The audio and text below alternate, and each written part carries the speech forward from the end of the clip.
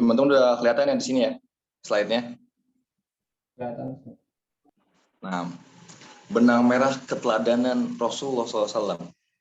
Jadi tadi sebagaimana spirit yang digaungkan oleh Akhina Yanuar gitu kan, kata beliau kita pengen menemukan kira-kira masih relevan nggak ajaran Rasulullah, teladan beliau di era kontemporer sekarang gitu, yang serba digital, yang serba teknologi. Adakah masih relevan? Adakah itu masih solihun likuli zaman wa makan? Ya. Tapi teman-teman sebelum maju ke situ, ya, judul kita ini kan teladan Rasulullah. Konotasinya kalau teladan Rasulullah itu berarti koleksi kebajikan, koleksi kesalehan Rasulullah SAW pasca beliau menjadi nabi. Namanya Rasulullah gitu kan. Padahal ya contoh, role model, ya, kompas moral Rasulullah sebagai manusia biasa gitu ya, ketika beliau belum jadi nabi, itu nggak kalah banyaknya dan nggak kalah kerennya gitu. Tentunya Allah Subhanahu Wa Taala karena memang pengen mengutus nabi terakhir gitu ya, Sayyidul Mursalin, tuannya para nabi, Khotamul Anbiya, penutup para rasul. Kemudian Khairul Mustafa, sebaik-baiknya orang pilihan. Sesuatu yang mustahil kalau Allah Jalla wa'ala nggak menjaga masa muda Rasulullah SAW. Nah, kalau misalnya kita langsung loncat, melakukan sebuah leapfrog gitu, tahu-tahu ke teladan pasca Rasulullah menjadi seorang nabi. Kayaknya kejauhan teman-teman. Dan kalau misalnya kita mau runut gitu, bahkan kita meniru masa muda beliau aja yang masih manusia biasa, itu belum tentu berhasil soalnya. Nanti bakal sama-sama kita lihat bagaimana sepak terjang beliau, keteladanan beliau, pra kenabian ya. Dan bahkan teman-teman ya, saking luar biasanya, saking luhurnya pekerti beliau di masa lajang, di masa sebelum jadi nabi, itu ulama-ulama hadis pernah berbeda pendapat apakah ya kegiatan Rasulullah, dimensi kemanusiaan beliau sebagai anak muda, sebagai remaja, sebagai syabab gitu ya, apakah ini termasuk hadis yang ketika mengamalkan ini menjadi sunnah gitu, menjadi dapat pahala sunnah, ya kan? Apakah Rasulullah pas muda itu suka bertahanus itu termasuk sunnah? Kita suka menyendiri gitu. Bahkan ulama hadis sampai pernah mempermasalahkan ini. Jadi yang termasuk hadis yang hukumnya sunnah tuh pra kenabian juga atau cuma pasca kenabian. Saking luhurnya, maupun beliau menjadi manusia biasa, pemuda biasa gitu ya, ataupun juga pas udah menjadi nabi, sama-sama keren, sama-sama mumtaz, miyah bil miyah kata orang Timur Tengah teman-teman, 100, nggak ada yang nggak baiknya gitu. Emang nggak, sama-sama kita lihat ke slide selanjutnya bagaimana masa bujang Rasulullah SAW. Karena jangankan masa kenabian, belum tentu kita bisa meneladani masa pra kenabian beliau gitu. Selama beliau menjadi seorang remaja gitu kan. Ya. Nah, teman-teman, Rasulullah ini ya udah mulai menggembala di usia beliau yang baru menginjak 10 tahun. Menggembala kambing ya. Dan kita tahu bahwasanya ada sebuah filosofi. Kenapa nabi-nabi Ibrahim ya, nabi-nabi sama agama samawi itu menggembala kambing? Karena memang mereka dilatih kesabarannya gitu kan ya, dilatih untuk menempa manusia-manusia yang nantinya bebal atau bahkan nggak tahu sama sekali gitu tentang kebenaran. Contohnya kambing-kambing tadi. Tapi teman-teman, di balik itu semua Rasulullah SAW menggembala kambing itu karena rasa nggak enak. Dalam bahasa Sundanya pakruh teman-teman. Beliau nggak enak karena pamannya Abu Thalib ya, itu ya kewalahan juga kalau menafkahi anaknya yang banyak hanya dari apa yang bisa beliau hasilkan gitu. Maka beliau di umur yang 10 tahun punya rasa nggak enak kayak gini gitu. Nah ini teman-teman, ini baru yang pertama nih. Hari ini kita lagi ngapain? Anak-anak hari ini lagi ngapain di umur mereka yang baru 10 tahun? Ya. Boro-boro ngerasa nggak enak untuk ikut membantu meringankan, mengambil kepayahan yang sedang dialami orang tuanya gitu kan. Bahkan sekedar apa ya, daily chore gitu kan. Kok daily chore? Bahkan sekedar pekerjaan sehari-hari aja kadang-kadang mereka sulit gitu untuk membantu orang tua. Sekedar ya cuci piring, cuci baju gitu kan. ngerapihin kamar sendiri. Dan ini teman-teman, saya sedang tidak menunjuk hidung siapapun ya. Sejatinya saya sedang berusaha berdamai sama masa lalu saya sendiri. Hari ini mungkin anak-anak 10 tahun kan gandrung sama main game-games di HP kan. Ada Mobile Legends, ada Free Fire. Masa saya 10 tahun dulu adanya PlayStation. Dan dengan berat hati teman-teman, saya katakan bahwasanya di masa saya dulu ya itu berbeda jauh teman-teman. Baina sama wasumur. Rasulullah 10 tahun udah menggembala kambing, menghasilkan uang seperak, 2 perak, 1 kirat, 2 kirat, walaupun sedikit, tapi beliau berusaha dengan itu untuk meringankan beban pamannya, Abu Thalib yang kebetulan punya anak banyak. Ini beliau teman-teman usianya di umur 10 tahun. Bayangin. Makanya kita nggak usah jauh-jauh loncat menadani beliau di masa kenabian. Itu luar biasa, bisa kita baca juga pastinya. Tapi kalau kita membincang Rasulullah, pasti yang dalam bayangan kita, apa-apa yang beliau lakukan pasca beliau menjadi nabi. Padahal di masa bujang nih teman-teman, sebagaimana kita baca sekarang, itu nggak kalah luhurnya gitu. Yang kedua teman-teman, bagaimana Rasulullah SAW punya keberanian yang luar biasa di umurnya yang menginjak baru 20 tahun. Saat itu terjadi perang Fijar, ya, karena ada kabilah Quraisy yang malakin orang yang mau jualan di Mekah gitu, dan kabilah-kabilah Quraisy yang lain melihat ini sebagai suatu kezaliman, akhirnya menyatakan perang sama kabilah Quraisy yang zalim ini. Dulu orang jahiliyah teman-teman, walaupun peradaban jahiliyah gitu ya, kita jangan tertipu. Untuk sekedar menimbang adil atau enggak mereka bisa. Sekedar menimbang baik atau buruk, on general bisa gitu. Kita tahu bahwasanya gelar jahiliyah itu disematkan karena mereka menolak kebenaran Islam. Tapi ya masalah menimbang baik buruk, benar salah, ya bahkan seni itu bagus atau enggak, orang Arab jahiliyah bisa gitu. Maka untuk menunjukkan protes Rasulullah terhadap kezaliman ini, beliau pun ikut di umur 20 tahun perang Fijar namanya. Dan setelah perang Fijar itu usai, dibuatlah perjanjian namanya Halful Fudul. Ya.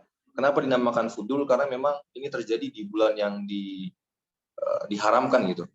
Ini huru-hara ini, ontran-ontran ini terjadi di bulan yang diharamkan. Ada yang tahu ya bulan haram dalam Islam apa aja? Nah, ini anak-anak mantan rohis insya Allah tahu semua. Rasulullah teman-teman di usia beliau yang 20 tahun sudah ikut perang. Walaupun cuma ya memberikan air bagi yang terluka, mengambil anak panah, tapi kan it takes ball gitu.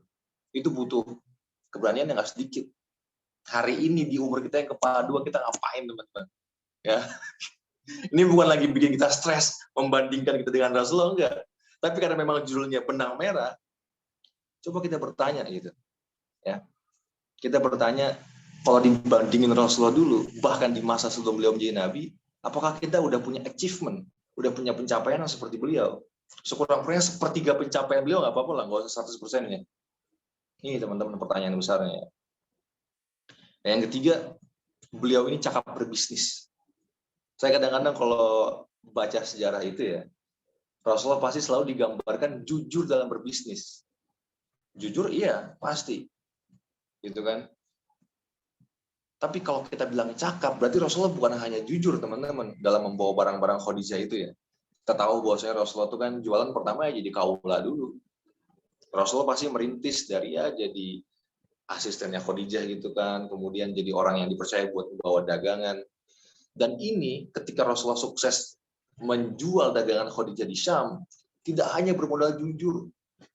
Pastinya selain jujur, Rasulullah juga punya skill jualan yang baik juga gitu. Rasulullah adalah sales yang baik, Rasulullah jago tawar-menawar, ditambah tadi jujur kan, tambah laku lah, ya apa yang beliau jual. Maka teman-teman di usia sebelum menyentuh 25 ya, Rasulullah SAW udah apa yang kata anak milenial hari ini tuh mandiri finansial. Ya, kita tadi kan ngomongin mandiri finansial di umur sekian. Tapi Rasulullah sebelum menyentuh angka 25, ya, itu beliau udah boleh dibilang saudagar gitu lah. Karena teman-teman, dan ini sahih, termaktub dalam kitab Sirah Ibnu Hisam, termaktub dalam hadis Sahih Bukhari, mahar Rasulullah SAW ketika melamar Khadijah itu 30 bakroh. Ya. Bikr atau bakrah itu adalah unta betina. Unta, teman-teman, 30 ekor. Ya.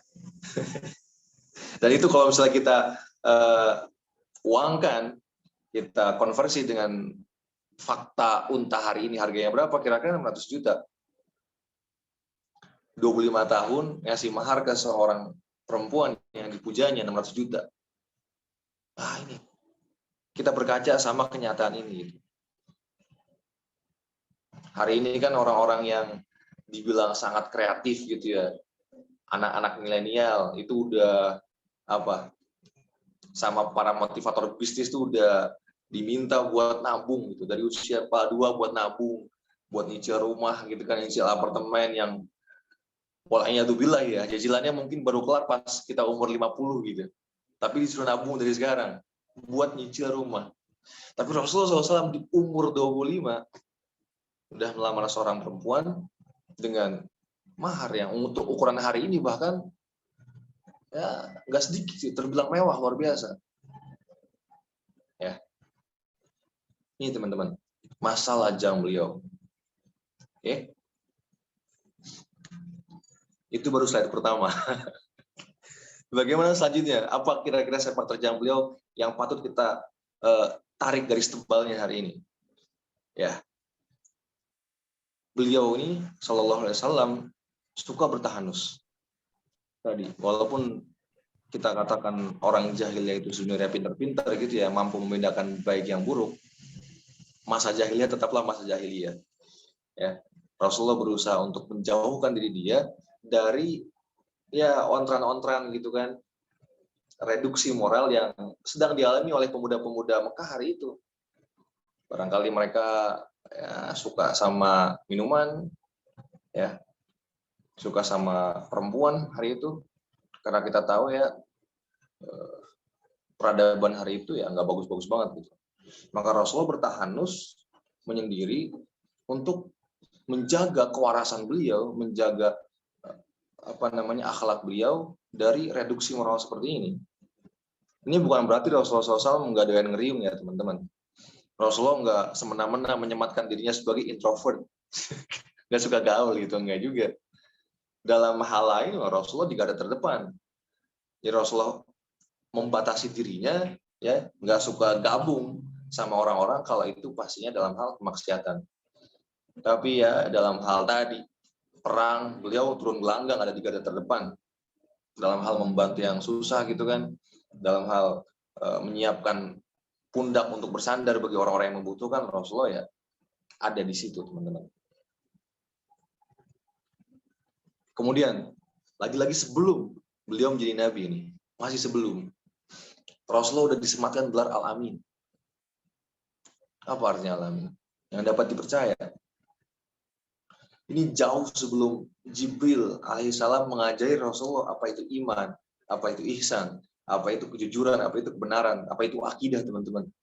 Rasulullah udah terdidik gitu dengan sendirinya karena lingkungan, karena riyadhah, karena latihan-latihan beliau ya di masa muda beliau. Akhirnya beliau pun dipercaya sama orang-orang Mekah, digelari Al-Amin. Bahkan sebelum ada sifat wajib bagi seorang Rasul gitu yang katanya mesti sidik, tablik, amanah, fatonah gitu kan. Rasul udah punya gelar Al-Amin. Apa bukti konkret dari gelar Al-Amin ini? Bayangin, Mekah saat itu lagi kebanjiran, kemudian akhirnya Ka'bah ya rusak, perlu dibugar, Hajar Aswadnya jatuh. Orang-orang Arab hari itu, dan pastinya sesepuhnya, tetuanya, tokoh-tokohnya gitu ya, yang punya pengaruh, itu minta pendapat Rasulullah, ya, minta solusi dari beliau SAW untuk menyelesaikan sengketa memindahkan Hajar Aswad tersebut. Ada orang tua, ada tokoh, ada sepuh-sepuh yang punya pengaruh. Mereka lebih prefer untuk mendengarkan pendapat Rasulullah ya dalam menyelesaikan sengketa tersebut. Karena ya dalam sejarah dibacakan bahwa setiap kabilah tuh kayak pengen yang mindahin Hajar Aswad gitu. Karena memang betapa mulia Hajar Aswad ya. Artinya mereka percaya bahwasanya apapun solusi yang ditawarkan Rasulullah SAW itu mereka bakal ridho. Saking dipercayanya beliau sebagai seorang manusia, belum sebagai seorang Rasul. Sebagai seorang manusia, beliau udah punya gelar Al-Amin. Jadi hari ini kalau kita merasa tersinggung, ditolak dakwahnya gitu kan, ditolak ajakan kita untuk berbuat baik, kita ngajak teman kita ditolak gitu. Maka lagi-lagi berkaca, ambil benang merah di sini. Rasulullah SAW teman-teman berdakwah itu setelah membangun citra, membangun kredibilitas selama 40 tahun sebagai al-amin. Tetap ada yang nolak. Maka mafhumul muwafaqahnya siapa kita hari ini gitu. Ketika berusaha mengajak kawan kita, berusaha berdakwah sama orang-orang di sekeliling kita, kemudian merasa tersinggung ketika ditolak. Ini garis tebalnya teman-teman. Berikutnya,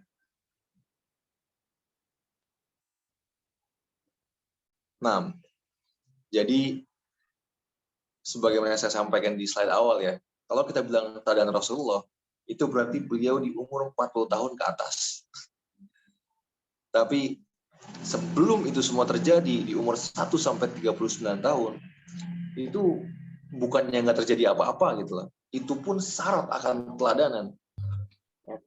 Masa bujang beliau, masa pemuda beliau, masa ketika beliau berusaha berbisnis, menjadi saudagar, ya, jatuh bangun barangkali di situ. Ada keteladanan yang bahkan belum kita bisa kejar gitu. Dimensi kemanusiaannya, belum dimensi kerasulan beliau. Ini ya. Nah, setelah kita pindah beranjak ke teladan beliau ketika menjadi Rasul, dan ini udah lebih banyak lagi. Barangkali 3 kali lipat dari yang kita bacakan tadi. Bagaimana sikap kasih sayang beliau kepada orang-orang muslim maupun non-muslim ya pastinya. Bagaimana sifat pemaaf beliau, bagaimana harmoni beliau dengan keluarga, bagaimana ketegasan beliau sebagai seorang pemimpin, dan seterusnya. Ini teman-teman. Dan saya yakin yang namanya kajian itu memang khairul umur dawamuha. Sebaik-baik perkara itu yang walaupun sedikit, tapi terus-menerus dan kontinu gitu, tapi banyak. Jangan sampai kita di kajian yang singkat ini ya, yang cuma 1 jam ini, kemudian pengen melahap semua teladan Rasulullah yang pernah ada dalam sejarah Islam. Insya Allah. Kebaca mungkin semuanya, cuma nggak nyerep gitu. Dia bakal mental lagi karena kebanyakan yang masuk. Step by step teman-teman. Kita tadi, dawamuha. Walaupun sedikit, yang penting continue, istiqomah. Ini yang sama-sama perlu kita garis tebal juga sebelum berusaha meniru atau meneladani Rasulullah SAW. Karena memang teman-teman ya saya yakin kalau kita ngefans sama idola kita hari ini, misalnya yang suka sama bola gitu kan, sama Messi, dia bakal beli bajunya gitu kan, nomor punggung 10, ya udah pindah ke PSG ya, nomor berapa gitu di PSG 30 kalau nggak salah. Kemudian itu juga bakal motong rambut kita dengan gaya Lionel Messi barangkali, ya kita bakal tahu trivia, hal-hal sepele, hal-hal remeh yang disukai sama Messi, yang dibenci sama dia. Ini memang sunnahnya ketika kita suka sama seseorang, kita bakal mengcopy paste apapun yang keluar dari idola tersebut. Ibnu Mas'ud teman-teman, seorang sahabat namanya Ibnu Mas'ud, Abdullah bin Mas'ud radhiyallahu ta'ala anhu, pernah ketika Rasulullah wafat ya, lagi dalam perjalanan ke Madinah, di sebuah tempat yang namanya Zibalah, artinya tempat pembuangan, Ibnu Mas'ud berhenti di situ. Berhenti, kemudian berdiri aja, nggak ngapa-ngapain. Pas ditanya sama sahabatnya, kenapa ente berhenti di sini gitu? Wah, Ibnu Mas'ud kenapa berhenti di sini? Beliau bilang, dulu saya pernah lihat Rasulullah di poin ini, di titik ini turun, kemudian menyelesaikan hajatnya gitu. Rasulullah saat itu lagi pengen buang air kecil barangkali ya. Tapi Ibnu Mas'ud lagi nggak pengen ngapa-ngapain karena pengen mengkopas Rasulullah. Apapun yang keluar dari diri beliau, termasuk sesuatu yang sifatnya basyariah, manusiawi kayak tadi, buang air kecil, ia pengen tiru. Ini kalau memang ada orang yang pengen menyatakan cinta Rasul ya idealnya seperti Ibnu Mas'ud radhiyallahu taala anhu.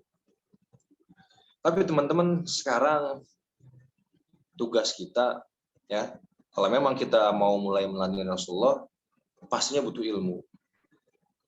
Dan dalam setiap bab fikih, dalam setiap bab awal kitab-kitab hadis, itu ulama-ulama kita selalu mention ala ilmu qabla al-qauli wal amal. Ilmu dulu sebelum berkata dan berbuat gitu.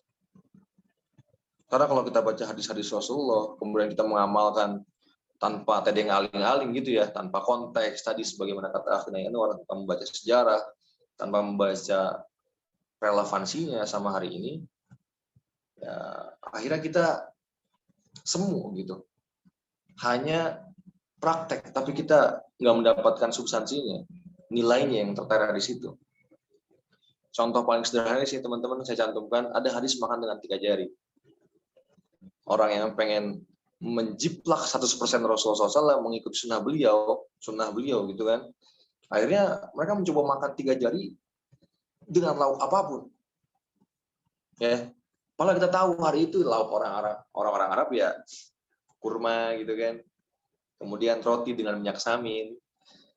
Maka memakan itu semua dengan 3 jari adalah sesuatu yang mungkin. Tapi hari ini gimana coba kalau kita makan sayur asem, ya, sayur lodeh, kemudian soto Lamongan barangkali, coba-coba pakai 3 jari, insya Allah nggak habis, jadi mubazir tuh sayurnya kan. Ini ada lagi hadis Rasul yang bilang bahwasanya khairul idami cuka, sebaik-baik lauk itu adalah cuka. Kalau kita tanpa ilmu membaca hadis ini, nggak tahu konteks sejarahnya, kita bakal punya hanya satu makanan favorit teman-teman, yaitu pempek. Karena pempek pakai cuka gitu kan. Padahal Rasulullah sedang membincang hari itu, ya konteksnya sedang sedang dijamu oleh seorang sahabat. Rasul sedang bertamu ke rumah sahabatnya, karena memang sahabat itu orang yang mustadafin ya, orang yang miskin apa gitu. Rasulullah hanya disediakan roti dan cuka, maka beliau pun dengan rasa kemanusiaan beliau ya, dengan rasa qanaah beliau cukup dengan makanan tersebut dan memuji makanan tersebut bahkan sebaik-baik lauk adalah cuka. Lagi muji makanan orang lain yang disediakan seadanya. Ini teman-teman. Ketika kita pengen meneladani Rasulullah, jangan lupa juga ilmunya. Al-ilmu qabla al-qawli wal amal. Baik. Dan ini insya Allah slide terakhir. Testimoni. Ini yang paling teman-teman ya. Kalau kita pengen tahu siapa Rasulullah dari Aisyah, kemudian dari Anas bin Malik, dari sahabat-sahabat beliau ya, yang hidup bareng sama beliau, dan mereka orang Islam, itu masih terkesan apa bahasanya, subjektif dan sifatnya apologi. Karena setiap orang yang cinta sama Rasulullah pasti bakal membela beliau ya, nggak mungkin nyeritain sesuatu yang buruk tentang beliau. Aisyah pernah bilang bagaimana ketika ditanya bagaimana akhlaknya Rasulullah, dia menjawab radhiyallahu taala anha, kana khuluquhul Quran. Akhlak Rasulullah ya Al-Quran tuh. Ente semua pengen tahu bagaimana akhlak seorang Rasulullah, baca Al-Quran. Setiap nilai plus yang ada di situ, maka itu yang ada di Rasulullah SAW. Anas bin Malik, ya, kita tahu bahwasanya Anas bin Malik semenjak umur 7 tahun teman-teman dihibahkan sama ibunya buat ya bantu-bantu Rasulullah lah, nyediain air, ngambilin sendal. Dalam bahasanya hari ini mungkin kaula ya, atau pembantu gitu. Nah, pasca Rasulullah wafat, Anas bilang, tidak pernah sekalipun saya makan bareng Rasulullah, itu mejanya beda. Antara tuan sama kaula itu selalu makan di meja yang sama. Ini sebuah etika yang hari ini bahkan jarang ditemukan gitu. Kalau ada hari ini seorang majikan gitu yang punya ART, saya yakin dapurnya beda. Sebagian besar barangkali ya. Kemudian mejanya juga beda. Dan Anas bin Malik ngasih testimoni ini juga tadi teman-teman, sebagai seorang muslim, Aisyah sebagai seorang muslim, ya. Karena yang menyampaikan sama-sama orang yang beriman itu masih kurang gitu. Dengan keimanan kita percaya gitu. Tapi sekali-kali coba kita baca juga literasi yang non ketimuran gitu. Kita lihat bagaimana orang-orang yang tidak beriman berkata tentang Rasulullah SAW. Dan ajaibnya teman-teman, luar biasanya, mereka testimoninya ketika membaca sejarah Rasulullah dengan literasi yang mereka punya, itu sama hasilnya. Bagus akhlaknya, luar biasa teladannya, dan seterusnya. Ya. Karen Armstrong dalam bukunya The History of God, itu dia menggambarkan ketika Rasulullah menaklukkan Mekah, teman-teman tahu peristiwa Fatuh Mekah ya. Kita tahu bahwasanya Rasulullah itu diusir dari Mekah, diperangi di Badar, diperangi di Uhud, diperangi di Khandaq. Mestinya kalau misalnya ada momen balas dendam itu mestinya pas Fatuh Mekah. Ketika Mekah itu kembali ditaklukkan, kata Karen Armstrong. Tapi itu nggak terjadi sama sekali gitu loh. Mekah diambil alih oleh pasukan kaum muslimin dengan jalan sedamai-damainya. Masuk tanpa mengangkat senjata. Kata Karen Armstrong, andai Rasulullah pengen balas dendam, ya, menghukum semua penista beliau, penghina beliau, orang-orang yang nggak percaya sama beliau, orang-orang yang memerangi beliau ketika beliau di Madinah, mestinya hari itu. Tapi dengan segala keluhungan sifat Rasulullah SAW, ya, tinggi mutunya pekerti beliau, akhirnya beliau masuk ke Mekah dengan damai. William Montgomery Watt, teman-teman, dia juga seorang orientalis, ya, orang-orang Barat yang berusaha memahami Islam, bilang nggak ada, ya, yang paling adil dalam hidup sama beriringan gitu, ya, Bhinneka Tunggal Ika, daripada prototip negara Madinah. Konstitusi pertama ketika orang yang berbeda keyakinan bisa hidup berdampingan, itu pertama-tama bukan terjadi di Romawi, bukan terjadi di Eropa, bukan terjadi di Amerika hari ini, tapi di negara Madinah. Ketika Yahudi, Nasrani, Islam bisa sama-sama bahu-membahu membikin sebuah negara gitu. Ini. Jadi jangan sampai kita ada dikotomi gitu. Kita pisahkan mana buku-buku Barat, mana buku Islam. Jangan. Teman-teman, kalau misalnya memang kita pengen terjun, ya, ke dunia akademis, kemudian ke dunia kajian yang ilmiah, teman-teman harus mulai dari sekarang memperbanyak literasi. Bukan hanya literatur yang kuning, yang ketimuran, tapi juga literatur yang kadang-kadang bakal sedikit, apa bahasanya, menggoyahkan, bukan menggoyahkan gitu ya, menguji keimanan kita gitu. Dan ini serunya. Insya Allah kalau kita udah berusaha berlaku adil seperti itu, kita bakal menjadi manusia yang lebih arif, manusia yang bisa lebih bijaksana, dan kedepannya bisa menadani Rasulullah SAW. Ini cukup sekian yang bisa saya sampaikan, ya. Afwan teman-teman kalau banyak yang kurang. Ada lagi kan? Ya, ada lagi. Tentunya apa yang saya sampaikan di sini sharing teman-teman, ya. Nanti ada masukan, nanti ada kritik barangkali dari teman-teman, ada yang perlu ditambahkan, dikurangi, mangga. Saya kembalikan lagi ke akhina moderator Satya Anwar, ya. Mangga, Sat. Kita buka sesi tanya jawab, boleh Ustaz? Mangga. Teman-teman, jika ada yang ingin ditanyakan, silakan teman-teman. Kita kasih waktu 2 menit ya untuk bertanya. Teman-teman yang lain suaranya kedengeran nggak? Saya kayak putus-putus gitu suaranya. Kedengaran insya Allah Ustaz. Nah. Mangga.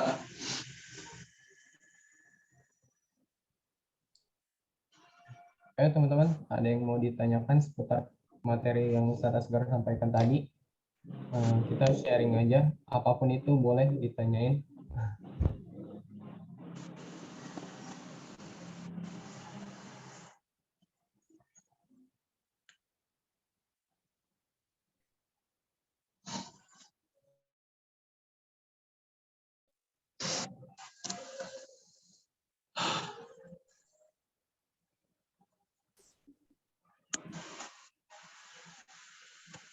Sambil nunggu yang nanya, Ustaz, kita ngobrol boleh, Ustaz? Mangga.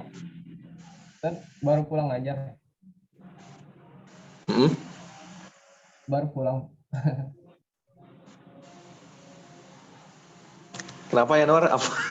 Pulang ngajar atau gimana? Masih di kampus? Oh, nah. Ya teman-teman, alhamdulillah hari ini istri wisuda, ya. Ini kebetulan posisi masih di rumah mertua, jadi masih pakai batik. Afwan teman-teman.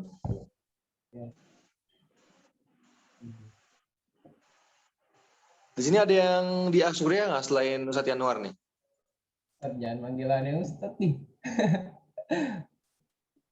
Loh, insya Allah nanti kan kalau misalnya kita yakin sama komunitas, regenerasi dalam komunitas, nanti yang jadi Ustadz, nanti yang ngisi ya pastinya bukan lagi Asgar Muzaki gitu ya, pasti teman-teman dari Pelita ini juga. Jadi oke lah, nggak apa-apa. Jadi doa di Pak Ustadz hari ini, ya. Parah. Aneh kira Ustadz masih ngajar di Asyukuri ya? Enggak ya, karena memang udah keluar home base. Home base itu teman-teman artinya NIDN. Karena udah di Idaku home base, jadinya memang lebih banyak jam di situ gitu. Gak enak juga kalau misalnya di Asyukriya masih ada jam. Kita kayak apa bahasanya itu? Kemaruk gitu lah. Di sini mau ada, di situ mau ada. Karena udah home base bahasanya. Semoga teman-teman yang di Asyukriya masih semangat terus ya. Ya, Ustadz, insya Allah. Sayang banget yang semester 1 sekarang nggak ngerasain metodologi studi Islam. Wah. Bareng.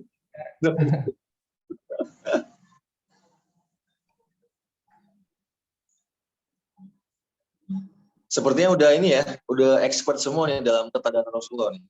Karena memang mantan rohis kan, saya yakin tema-tema seperti ini itu udah familiar lah.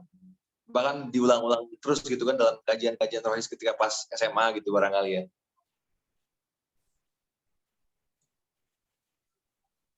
Teman-teman, ada yang ingin ditanyakan? Oh iya, kalau teman-teman bertanya nanti ada door prize-nya gitu, insya Allah.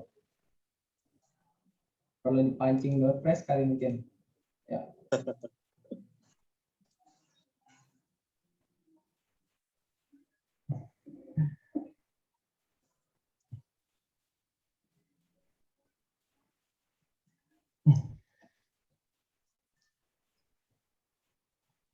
Mungkin udah pada hatam kali, Ustaz, nggak pada nanya.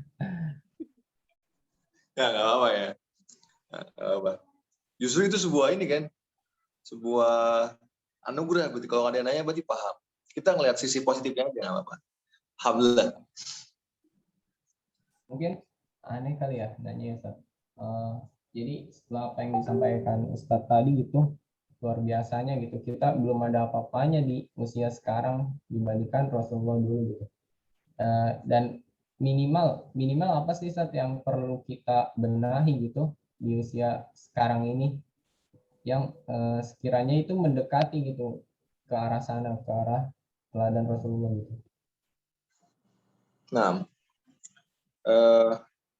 teman-teman saya selalu meyakini bahwasanya etape atau fase kehidupan orang itu berbeda-beda ya. Ada yang baru diketuk pintu rezekinya sama Allah di umur 30, 40 barangkali. Jadi yang saya gambarkan tadi tentang pribadi Rasulullah, jadikan sebagai pemantik. Jangan jadikan itu sebagai wahana untuk ngedon gitu. Ya Allah, Rasulullah di umur segitu udah gini, udah gitu. Gue masih kayak gini-gini aja. Jangan. Sama ketika kita ngelihat kesuksesan orang hari ini. Teman-teman kita yang di umur kepala 2 udah sukses sekali bikin bisnis gitu kan. Bisnis apapun ya. Ternak lele, kemudian buka franchise makanan. Itu kan udah bisa sukses itu di umur segitu. Jangan sekali-kali membandingkan diri kita dengan ya kenyataan tadi. Kalaupun kita pengen lihat kesuksesan Rasulullah, kita pengen lihat pencapaian teman-teman kita yang udah duluan dibuka pintu rezekinya, jadi ini sebagai pemantik aja. Jangan tentukan minimalnya nih gue di umur segini, mestinya udah kayak dia nih, jangan. Target seperti itu cukup di-keep buat pribadi kita aja. Dan bahkan saya sendiri pun nggak punya jawaban yang pastinya bakal cocok sama semua teman-teman di sini. Ini teman-teman yang dalam ilmu psikologi dinamakan sebagai inferiority complex ya. Kita nggak boleh merasa inferior sama pencapaian orang lain. Jadikan apa yang mereka anggap sukses sebagai pemantik aja, pemantik. Kita punya sama-sama waktu 24 jam, makannya sama-sama nasi, tapi kenapa saya yang sama-sama umur 20, dia udah di nomor 5, ya, misalnya ada 1 sampai 10 gitu ya, dia udah di nomor 5, saya masih di nomor 3 atau 2 gitu. Ini aja. Jadi setiap kesuksesan orang, setiap pencapaian orang, termasuk pencapaian Rasulullah tadi, jadikan sebagai motivasi. Jangan dijadikan sebagai wahana untuk down, ya. Siap, siap. Nah, alhamdulillah nih ada yang nanya dari Kak Suci. Izin tanya, tadi sepertinya kelewat bagian yang testimoni insider dan outsider itu. Penjelasannya bagaimana, Ustaz? Minta diulang, Ustaz, penjelasan tentang insider dan outsider. Artinya insider apa? Ada yang tahu nggak? Biar interaktif gitu saya nanya. Apa artinya insider? Inside. Pengikut apa ya? Pengikut. Nah, pengikut itu berarti inside, orang dalam. Dalam. Ya, Ya. ketika yang menggambarkan eh, perusahaan itu orang-orang perusahaannya, maka yang keluar ya yang bagus-bagus aja gitu kan. Apa yang bisa Anda katakan tentang peristiwa ini, tentang perusahaan ini? Oh, perusahaan ini adalah perusahaan yang bergerak di bidang bla bla bla bla. Visi misi kita adalah ini. Staf kita memiliki tingkat kejujuran yang sangat tinggi. Rasio kesuksesan kita dalam berdagang adalah gini-gini. Kalau yang ngomong insider, orang dalam perusahaan itu, dia bakal bilang yang bagus-bagus aja. Sama, teman-teman, kayak kita nih orang muslim. Ketika kita pengen menggambarkan pribadi Rasulullah, kita pengen menggambarkan sejarah Islam, yang kita sebutin bakal yang jaya-jaya aja, yang emas-emasnya aja. Masa kejayaan, masa kemasan. Karena kita punya semacam benteng keimanan di situ. Andai kita pengen bilang yang jelek-jelek, kita takut kualat gitu kan. Ada bahasa kayak gitu. Tapi outsider, orang-orang ateis, orang-orang agnostik, orang-orang yang nggak bertuhan, atau bahkan oposisi ya, agama sebelah gitu, ketika mereka menyampaikan opini tentang Islam dan ternyata itu fair, itu ternyata ilmiah, terbukti, dan tanpa bemper keimanan, mereka memuji Rasulullah SAW, kita ini kenyataan seperti ini pasti bisa menambah iman kita kan. Luar biasa. Padahal dia nggak beriman, tapi dengan ketidakimanannya dia masih menemukan sesuatu yang bisa diambil itibar gitu dari Islam. Ya. Masih ada sesuatu yang luar biasa yang dianggap patut dicontoh. Ini maksudnya insider sama outsider ya. Jangan melulu membaca Islam dari kacamatanya orang Islam. Sekali-kali baca Islam dari perspektif orang-orang tadi. Ya. Semoga terjawab. Ada pertanyaan lain, Ustaz? Enggak. Dari Kak Chandra. Ustaz, sekarang kan banyak banget influencer yang merasa dirinya pantas diikuti. Banyak mempengaruhi orang dalam perilaku dan sosial anak muda. Pertanyaannya, standar apa sih yang harus kita lihat untuk orang yang bisa kita jadikan tauladan atau inspirasi? Nah, hari ini siapa gitu ya yang kita anggap paling begundal, paling degil, influencer yang paling nggak ada faedahnya gitu teman-teman. Bahkan yang itu aja yang paling degil, yang paling nggak ada faedah menurut kita, pasti Allah selipkan manfaat di situ, Allah selipkan faedah. Ada sebuah pepatah bahasa Arab ya, latah takir manduna kafalikuli syai'in maziyah. Setiap sesuatu pasti ada kelebihannya. Allah juga bilang, Rabbana ma khalaqta hadza batila gitu kan. Tidak ada di bumi ini yang diciptakan secara sia-sia. Saya yakin kalau misalnya kita ngelihat influencer ini nggak patut ditiru, tetap ada sebuah nilai yang bisa kita ambil di situ. Ada pelajaran dari kekonyolan dia barangkali yang bisa kita ambil untuk bilang, gue jangan sampai niru dia. Jadi mutlak-mutlakan untuk bilang ini jangan ditiru, ini enggak, menurut saya nggak bagus juga. Sekonyol apapun teman-teman, sedegil apapun orang hari ini, orang biasa kayak influencer, pasti ada hikmahnya di situ. Dan bahkan teman-teman, saya kadang-kadang suka gitu loh nonton orang-orang yang konyol yang kadang-kadang melakukan apa aja demi bahasanya YouTube dia, demi view dia gitu, lucu gitu, nggak apa-apa. Kita jadikan sebagai pelajaran, ya Allah supaya saya jangan sekali-kali kayak gitu. Jadi untuk saya berikan rambu, jangan ikutin ini, influencer ini tandanya kayak gini gitu, enggak. Saya yakin teman-teman satu-satunya untuk kita bisa menyediakan saringan pribadi ya, dengan banyak terus belajar. Jika kita makin banyak belajar, makin banyak membaca, akhirnya kita lebih menjadi arif gitu. Tanpa kita bilang dia adalah yang nggak bagus gitu, kita bakal udah tahu. Kita bakal nge-keep itu untuk diri sendiri dan lebih memilih untuk mengambil itibar. Ngambil pelajarannya aja lah gitu. Apa yang bisa kita ambil dari situ. Semoga terjawab ya. Ada lagi pertanyaan, masih boleh, Ustaz? Waduh, luar biasa ya. Tadi perasaan sepi-sepi aja. Jangan tahu tuh rame. Wah, emang butuh pemantik dulu ya. Iya. Nah. Satu lagi. Dari Kak Tantrin. Ustaz, saya pernah baca perkataan Ali bin Abi Thalib. Jangan lihat siapa yang menyampaikan, tapi lihat apa yang disampaikan. Tapi terkadang yang disampaikan sama orang tertentu nggak nyambung ke kita gitu. Atau pesannya nggak sampai ke kita. kalau dihubungkan dengan perkataan Ali bin Abi Thalib tadi, gimana Ustaz kita tetap mendengarkan walaupun nggak nyampe ke kita, atau cari orang lain untuk didengarkan gitu? Maksudnya orang nyampein tuh kayak nggak worth it gitu ya? Iya maksudnya yang disampaikan dia itu nggak nyampe ke kita gitu. Karena apa nggak nyampenya? Karena apa? Kata Tantri nih ditanya balik. Nggak, karena mungkin dia kayak orangnya cuma ngomong doang gitu kan, cuma bisa nyampein doang, nggak bisa ngerjain. Biasanya kan ada orang kayak gitu kan. Oh, karena penjelasannya kurang jelas, Ustaz. Oh, karena penjelasannya kurang jelas. Ya, gimana beri jawabannya? Teman-teman, ayat unzur makola wa tanzur man kola, bukan ayat ya, itu peribahasa. Selalu lihat peribahasa itu untuk objek apa subjek gitu. Ada ayat di Al-Quran misalnya wabil walidaini ihsana, dan kepada orang tua berbuat baiklah. Ayat ini ditujukan buat anak supaya berbakti sama orang tua. Tapi ayat ini tidak ditujukan buat orang tua supaya menjadi pembelaan terhadap kengelunjakan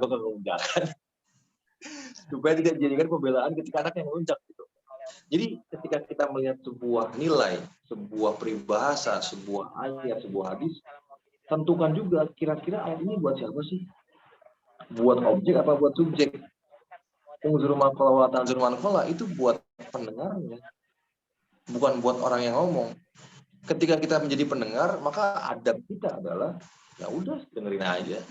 Yang namanya pendengar, adabnya adalah menyimak dengan baik. Kalau misalnya kita nggak bisa menyampaikan atau menimpali dengan sesuatu yang baik, diam aja gitu. Itu kan ada pendengar. Apapun yang disampaikan sama ya orang yang memberi kita pelajaran gitu kan, kalau memang nggak masuk, ya dengerin aja gitu lah. Itu ada pendengar. Unzur maqala wa tanzur man qala. Tapi kalau misalnya itu dipakai dari posisi si pembicara, itu jadi pembelaan dia supaya dia pengen didengar sama siapapun itu. Lu jangan lihat siapa gua, tapi lihat apa yang gua katakan. Akhirnya orang yang nggak sholat nasihati orang supaya sholat. Ya, orang yang nggak sedekah nasihati orang supaya banyak sedekah. Ini akhirnya teman-teman ketika kita kebalik menentukan mana objek, mana subjek dari target sebuah ayat atau dalam hal ini sebuah peribahasa. Jadi balik-balik ya. Hemat saya, dengerin aja. Siapapun ketika itu memang panggung dia atau waktu dia dan tempat dia untuk berbicara, dengerin dulu aja. Nggak jelas, cari Google, tanya sama orang lain. Dan itu pastinya dilakukan setelah kita selesai mendengar penjelasan dari orang tersebut. Semoga menjawab ya. Mungkin itu ya, teman-teman. Cukup 3 pertanyaan, insya Allah. Nanti kalau ada pertanyaan lagi langsung aja ke Ustadznya gitu. Ke YouTube Ustadz Askar, Masya Allah. Sekarang nggak bikin konten. Jadi promo ini. Gak apa-apa deh.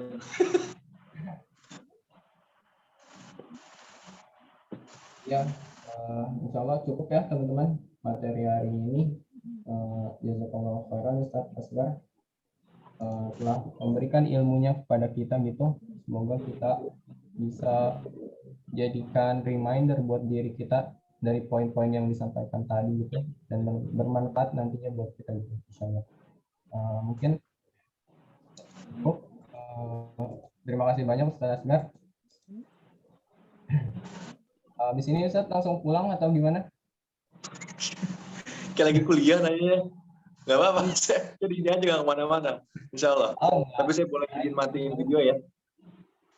Iya, ya. Takutnya buru-buru Ustaz. Nah, alhamdulillah. Santai ya, malam minggu. Kenapa buru-buru kita? Luar biasa.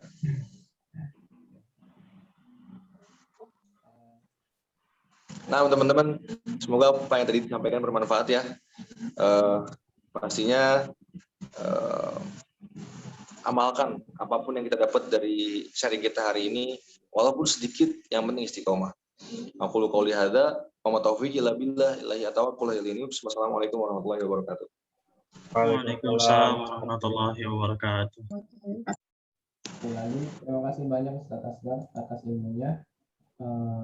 insya Allah materi hari ini cukup teman-teman, dan kita cukupkan mungkin ya kajian malam hari ini. Sebelum itu mungkin kita dokumentasi dulu ya. Silakan teman-teman dinyalakan kamera.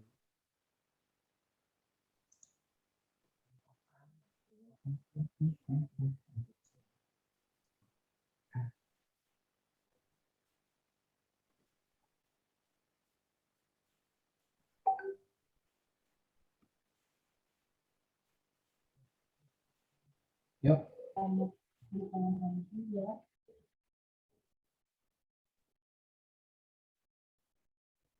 Oke, udah semuanya? Belum nyala? Belum semua ya. Iya, belum. Atau Ustaz Askar masih boleh saat kita foto dulu, maaf.